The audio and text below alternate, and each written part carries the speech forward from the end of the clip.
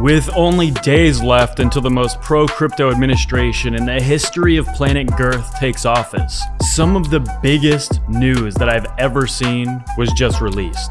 And I promise that the only people on the planet that will not be more bullish than they've ever been after watching this video are, how do I say this, massive buttheads. So if you realize that $200,000 per Bitcoin is coming and coming fast, and that's not the only thing, hit that like and subscribe. And without any further ado, or should I say Magoo, let's absolutely dump into where we see the price of Bitcoin right now, after this insanely scary bear market we had 2 days ago, is heading right up, right around that $100,000 level once again. And we have some absolutely ginormous news that I just completely want to dump into, and altcoins as well. If you hold altcoins, again, I think this video is going to be massive, and I think you're going to end up needing some tissues after you watch this video, if you know what I mean. So let's take a look here. US inflation rises at 2.9%, and as soon as we got this news, the price of Bitcoin and the stocks, the entire stock market as well, actually started rising. Bitcoin rose immediately, and it took about an hour for stocks to open because they do not trade 24/7, but those started rising as well once that news was released. And we see that just in, Donald Trump's new SEC is to begin overhauling the agency's crypto policies basically right away. This is gigantic. And we see that the son of the US president-elect, Eric Trump, actually holds SWI in his personal portfolio. And guys, this is something I've been talking about specifically for the past couple of weeks. This administration is very pro-Bitcoin, but they also seem to be very pro-crypto in general. They seem to be very pro-freedom in general when it comes to especially anything related to cryptocurrency and investing in stocks and the economy. I personally think that less regulation in general is going to be better, and that's exactly what I think we're going to see in just days here. And pretty much, if you hold altcoins, for example, XRP, if we take a look here, is at its highest level almost ever. It's actually almost at its all-time highs from back in 2017. 8 years ago. It has been 8 years since XRP has hit a new all-time high because the SEC went after them in their lawsuit against Ripple. And keep in mind, the SEC got completely banged. Gary Gensler absolutely guzzled his own, guzzled his own supply, if you know what I mean. He ate his words, and Gary Gensler's out soon, right? In just a few days. He's not going to be the SEC head anymore, which as well is potentially one of the most bullish, exciting things that has ever happened. This guy was the worst. And you have a guy actively just trying to ruin an entire industry illegally with no actual fundamental or objective policy that made any sense. He was literally just paid by banks to try and ruin the industry, right? He was just an absolute scumbag, and so he's gone. And I just think this industry in general is going to flourish. And I think XRP is a really good example of this because XRP was banged the most by the SEC and they came out on top. So I think this is massive for altcoins in general. If we look at the entire altcoin market cap, I think we're on the verge of a massive explosion. These are the previous all-time highs back in October of 2021, November of 2021. Right at about 1.7 trillion was the entire market cap of or the highest the entire crypto market minus Bitcoin, so the entire altcoin market ever was valued at, 1.7 trillion. Right now we're about 1.42 trillion. I think we're going to 3, 4, 5 plus trillion dollars in market cap this cycle for the entire altcoin space. So that's very bullish. That's just my opinion, but I am extremely bullish on this space. And as well, we see here, Trump's plan is to have Bitcoin hit $150,000 per coin early in his presidency. He's literally giving us this target. Trump is going to be very focused on the price of Bitcoin. A top transition source told us it's another stock market for him. I'm going to always continue to read this because I think it's so obvious. Adding that Trump would love for Bitcoin to hit $150,000 early in his presidency. And that's exactly, I personally think that's going to end up being a low target, guys. We get a strategic reserve and actually some other massive news I want to talk about a little later in the video. I don't see how we don't blast through 150,000 potentially late January, early February, right? I think things are going to ramp up extremely quickly here. We also see, just a little reminder, as things are about to get crazy, emotions and excitement can run high. Don't send Bitcoin or crypto to some random wallet or QR code. As ever, do your own research. Who is this? Cynthia Loomis, a senator. Very big. She's very pro-Bitcoin. And as she says here, 6 days until they can begin their work to build a strategic Bitcoin reserve. I don't know, man. I don't know how you're not bullish right here. For example, I tweeted this: every crypto bull run, we have had enormous regulatory headwinds dragging the industry down, and Bitcoin still did extremely well regardless. This time we have fundamentally, objectively, the strongest tailwinds imaginable, meaning things lifting us up instead of getting in our way. I truly don't think people are as bullish as they should be. Every other crypto, think about that. Every other cryptocurrency bull run we have had, we have never had clarity when it comes to regulation. We have in fact faced adversity. We have had people outright attacking the industry, people in power outright trying to destroy crypto. Every single bull run, right? Every single bull run, it was just people calling it a scam. Anytime I got on the mainstream media's radar, they were just calling it a scam. It was used for this and that, all these bad things.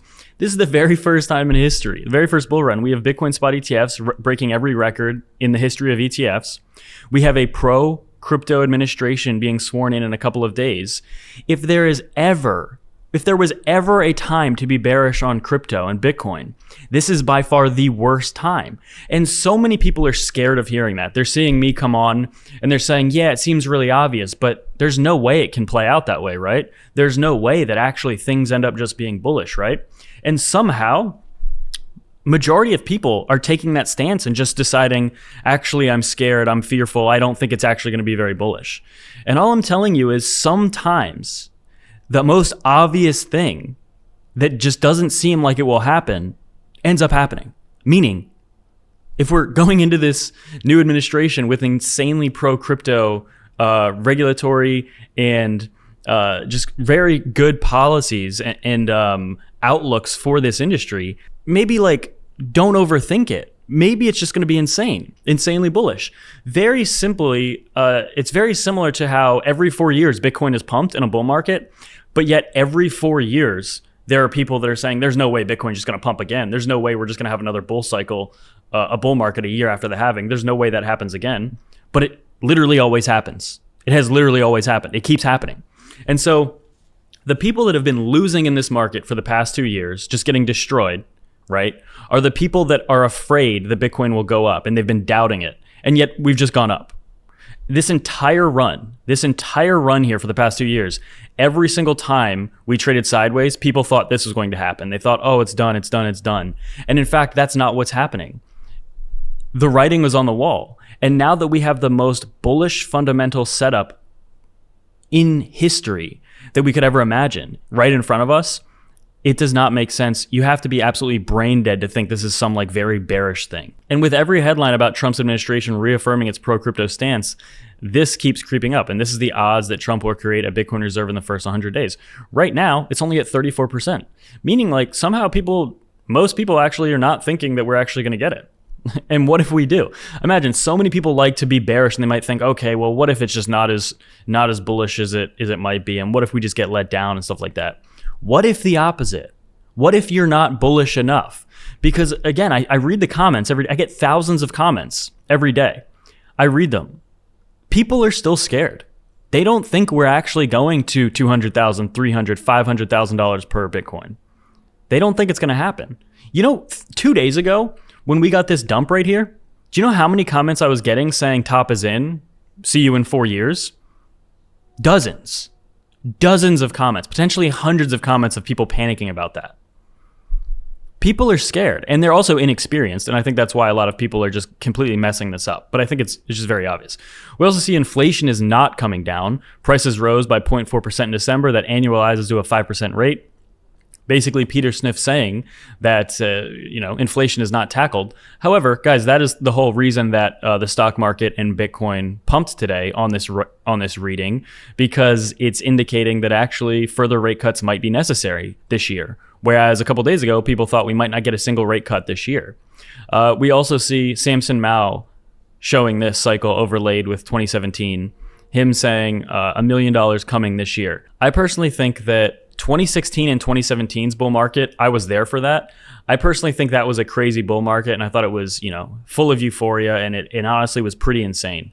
The 2020 and 2021 bull market was a little bit of a letdown. I think people assumed that the 2021 bull market would be just as crazy as the 2017 bull market, and it wasn't. We had the SEC actively going after coins like XRP, for example, and overall, it just ended up not being as strong of a cycle.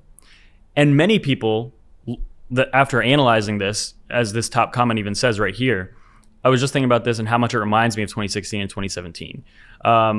Samson replies, except in 2017, nothing was happening. Now we have ETFs, nation states accumulating, corporate Bitcoin strategies, failing fiat currencies, failing pension funds.